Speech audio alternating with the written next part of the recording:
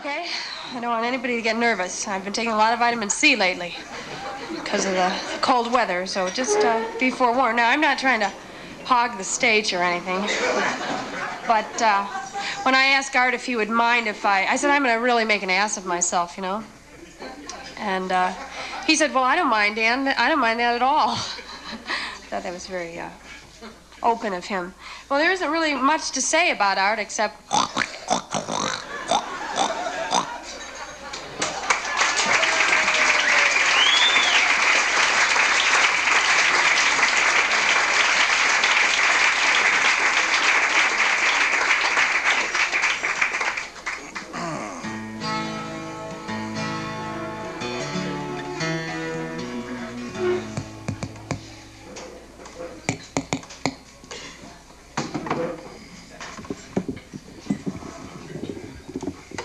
I was sleeping in a line barn, eating beans and hay. And the boss kicked my stern every night and every day. I hired out canalin' as a horny hand of toil, driving mules that kept a squalling along the towpath's smelly soil. Now my feet raised corns and blisters, and the mules, they raised a stink. They roped my feet and threw me plump into the smelly drink. I thought I'd quit canalin', and the boss, he thought so too. Said, try your hand at digging up ore, go row your own canoe.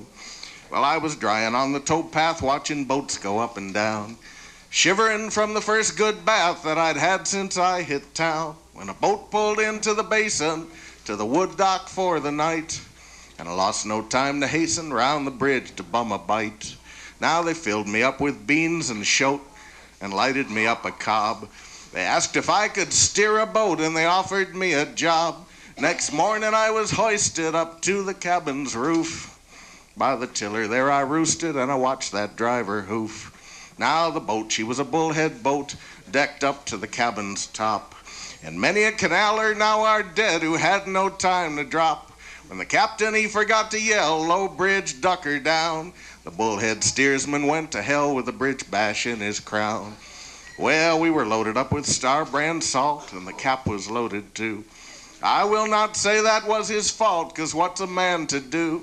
The bridge was only a heave away when I saw her round the bend. To the cap a word I did not say while tumbling end or end. So canalers, take my warning, never steer a bullhead boat. They'll find you some sad morning in the old canal afloat. Do all your navigating in a line barn filled with hay, and the bridge you won't be hating, and you live till Judgment Day. Thank you, thank you. Well, that song's called The Bullhead Boat. It came off the Erie. It was known on the Illinois-Michigan Canal out where I live. I learned it from a fellow from upstate New York named Lyman King. I love the stories told in the old songs. Once in a while, a new one comes along that tells a pretty good story, too. It's all based on fantasy, you know. Letting your mind go and conjure up the pictures. Some people use fantasy more than others. I guess they put this in the Sun-Times the other day. How many folk singers does it take to screw in a light bulb? I don't know how many of you saw that article. 1 to screw it in, 6 to reminisce about how good the old bulb was.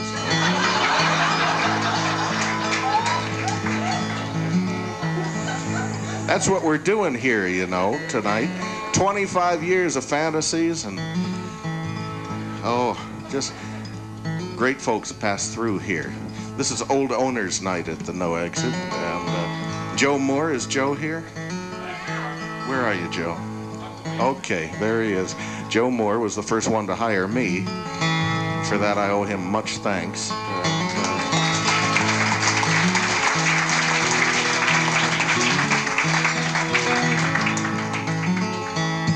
Peter Steinberg was here last night.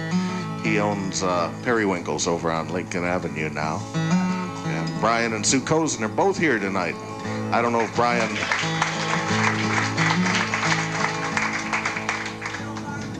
And Bill, where's Bill? Bill Harmon was the first, he started this place. That was, howdy, Bill.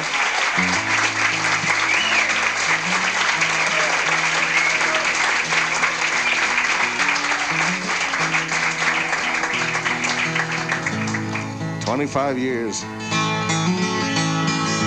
Me and Jimmy Rogers used to ride the rolling boxcars in the summertime.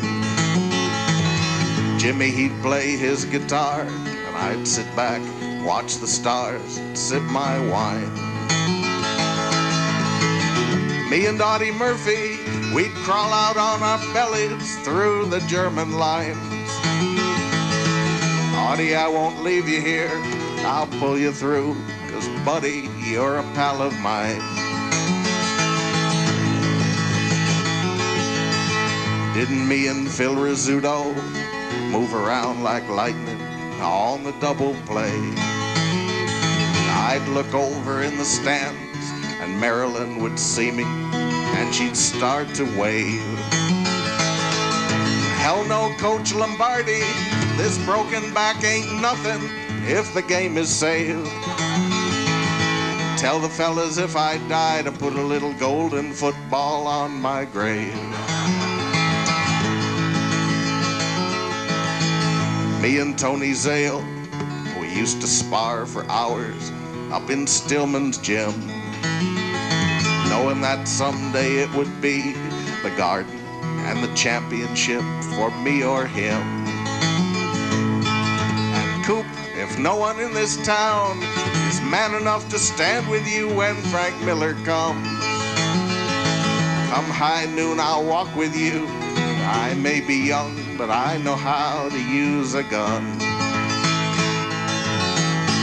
And John Wayne, he once said to me, the Japs have got the island, and we gotta save the old red, white, and blue. Someone's gotta swim out to the submarine and warn them. Bruce, I hate like hell to have to ask you to. And say there, Betty Grable, I know that you could be a star, but with my drinking, I just hold you back. So go on and sign the contract, hon. I'll read about you in some old newspaper, blowing through some lonesome hobo shack. Me and Jimmy Rogers used to ride the rolling boxcars in the summertime. Jimmy, he'd play his guitar, and I'd sit back, watch the stars, and sip my wine.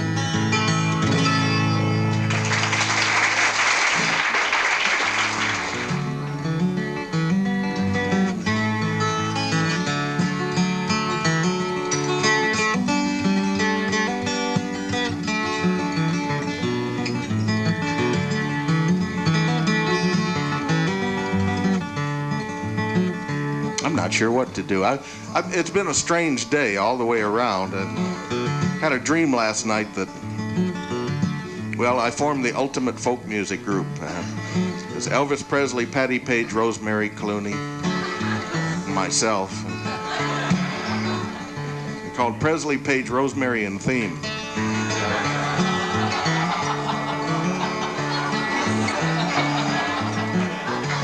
No, huh? I just saw in the paper this morning, something's got me pretty shook. Mr. Andropov finally announced he admitted why he shot that plane down. He's trying to impress Jodie Foster.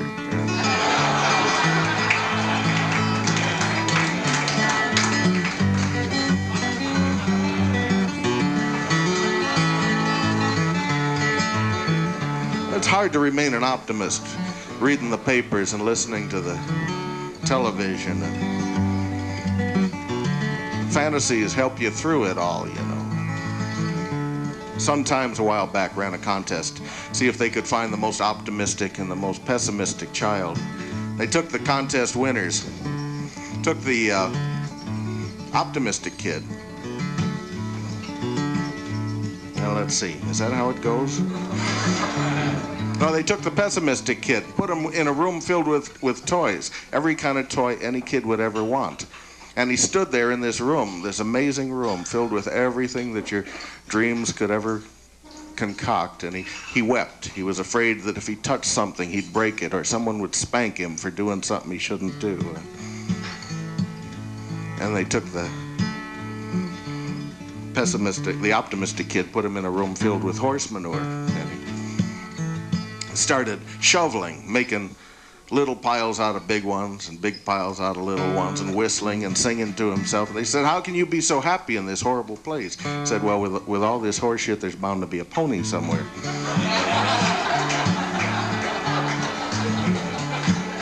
That's how I feel when I read the papers nowadays.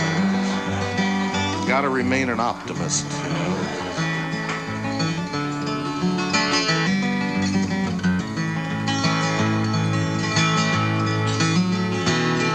Here's a song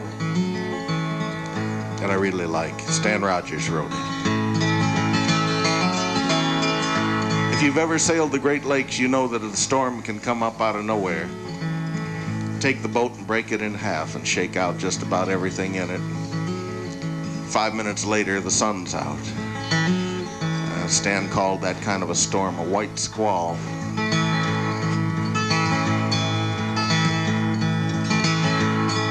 Never know when those kind of disasters will hit. That's kind of how Stan lost his life himself.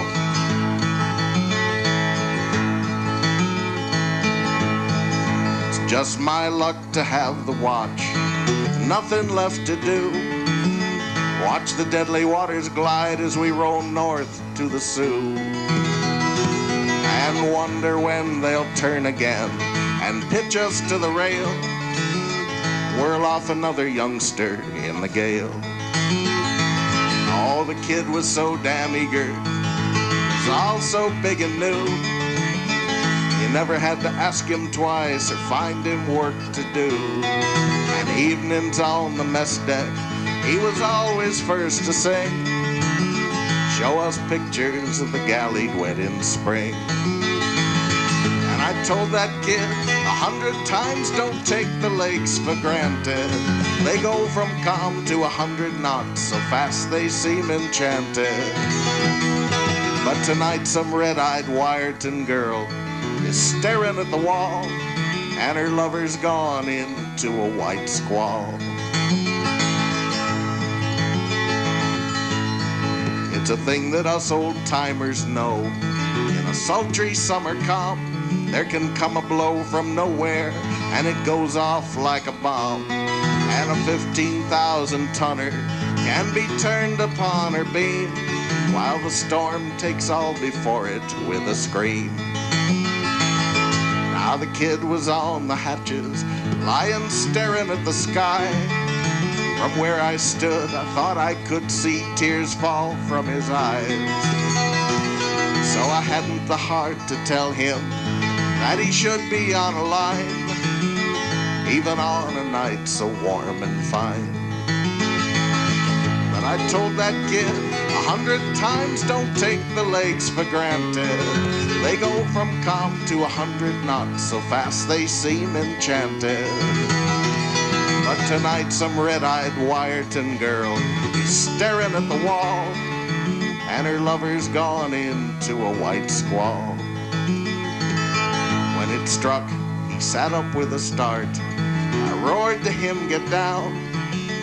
For all that he could hear, I might as well not made a sound. And I held tight to the stanchion. I felt my face grow pale as he crawled hand over hand along the rail. I could feel her heeling over, the fury of the blow. I watched the rail go under them, so terrible and slow. And like some great dog, she shook herself, roared upright again. Far overboard, I heard him call my name. I told that kid 100 times, don't take the lakes for granted. They go from calm to 100 knots, so fast they seem enchanted. But tonight some red-eyed Wyerton girl is staring at the wall, and her lover's gone into a white squall.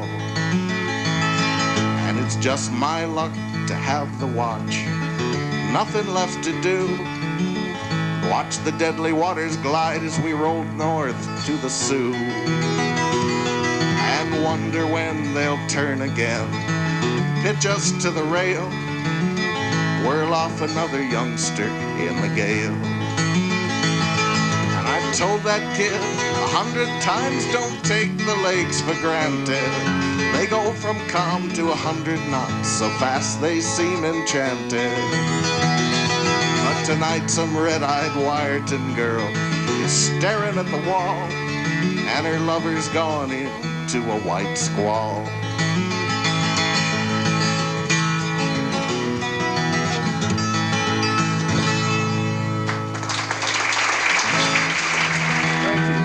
I love the sound of the dobro. There's nothing like it. The old hound dog guitar. This first one has to do with Utah. And if I knew a fellow who, I learned the song actually from a fellow who was a carpenter in Utah. Sort of a Mormon nailer is what he was. Very literary fellow. Zach went out to Utah in the year of '83, a right good Mormon gentleman and a bishop too was he. Drove a locomotive for the Denver and RG. With women he was popular, as popular could be. And when he'd whistle woo-woo, Ma would understand that Zach was headed homeward on the Denver Rio Grande. My voice has changed since I sang this song last. It's right on the record. What's the matter? My fly open? What are you doing?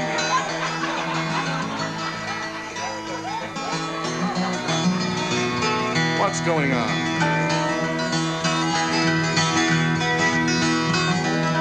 Must be from an underground newspaper.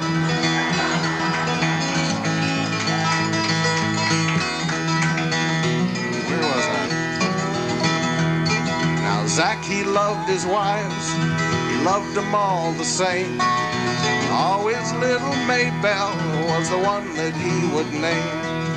When his train was coming, he'd blow his whistle loud.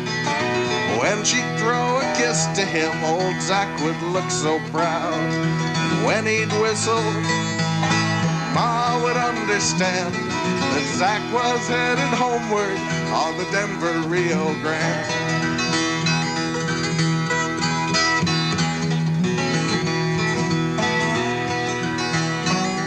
Well, here's the most classic of all railroad songs, probably. I guess it came from various sources. Roy Acuff says he wrote it, but I knew a man who knew it 40 years before that. So it's kind of hard to credit copyrights all the time. From the waves of the Atlantic to the wide Pacific shore, from the rocky coast of Oregon to icebound Labrador. There's a train of doozy layout, she's quite well known to all. It's the hobo's accommodations called the Wabash Cannonball. Oh, listen to the jingle, to the rumble and the roar, as she glides across the woodland, through hills and by the shore. You hear the mighty rush of the engine, hear the lonesome hobo's call, as we ride the rods and brake beams on the Wabash Cannonball.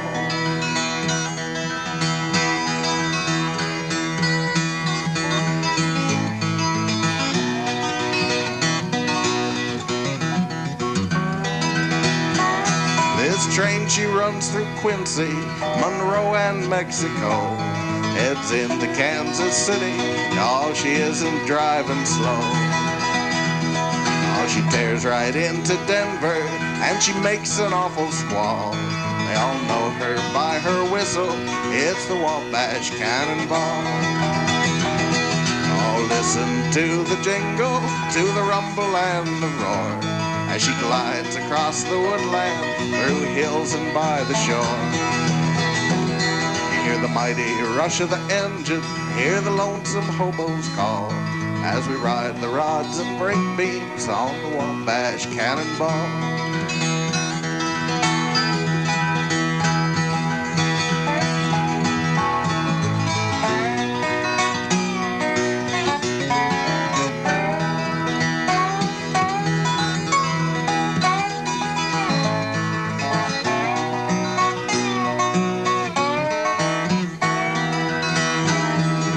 Eastern states are dandy, so the travelers often say.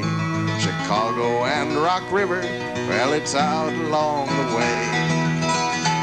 From the hills of Minnesota, where the rippling waters fall, we're all riding through the jungle camps on the Wabash Cannonball. Well, here's to Montana Whitey, may his name forever stand, and always be remembered by the boys throughout the land. When his earthly days are over and the curtains round him fall, we'll carry him home to victory on the Wabash Cannonball. Oh, listen to the jingle, to the rumble and the roar, as she glides across the woodland, through hills and by the shore. Hear the mighty rush of the engine, hear the lonesome hobos call, as we ride the rods and break beams on the Wabash Cannonball.